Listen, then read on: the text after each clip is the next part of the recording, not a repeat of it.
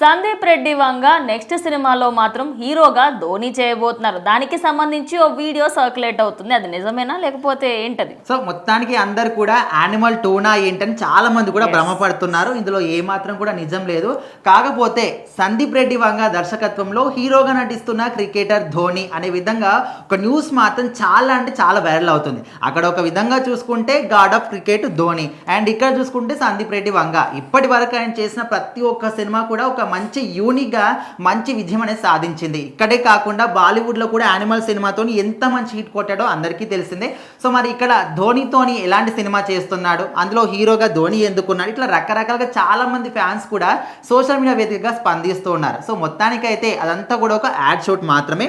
ఒక electric cycle కంపెనీకి సంబంధించిన ఒక యాడ్ షూట్లో వాళ్ళిద్దరు కూడా దాన్ని అంటే యాడ్ షూట్ని షూట్ చేయడానికి సందీప్ రెడ్డి వంగని వాళ్ళు ఎంచుకున్నారు. సో అందులో అక్కడ సైకిల్ని ఆయన రన్ చేసుకుంటూ ధోని వస్తున్నప్పుడు సూపర్ సార్ మైండ్ బ్లోయింగ్ అనే విధంగా ఈయన రియాక్ట్ అవ్వడం కానీ, ఆయన కూడా ఏదో అడగడం కానీ, సో ఇదంతా కూడా చూస్తుంటే ప్రతి అదే నిజంగానే వీళ్ళిద్దరు కూడా సినిమా చేస్తే బాగుంటుంది. అందులో డైరెక్టర్ అందులో ఒక భారీ క్యారవాన్స్ తోని చిన్న చిన్న ఒక వెహికల్స్ తోని అన్నమాట, కార్స్ అన్నిటితోని 4 కార్లు రపారపా వచ్చి ఆగుతుండే అక్కడ అందులో నుంచి దిగి సేమ్ ఎగ్జాక్ట్ గా యానిమల్ మూవీలో పార్ట్ 1 లో ఎలా అయితే ఉంటుందో ఆ ఎగ్జాక్ట్ గా ఉందన్నమాట. అది నిజంగా పార్ట్ 2 లో ఏమైనా సీన్ లీక్ అయిందా బయటకి, ఇవన్నీ అనుకున్నారు. బట్ అదొక చిన్న యాడ్ షూట్ మాత్రం.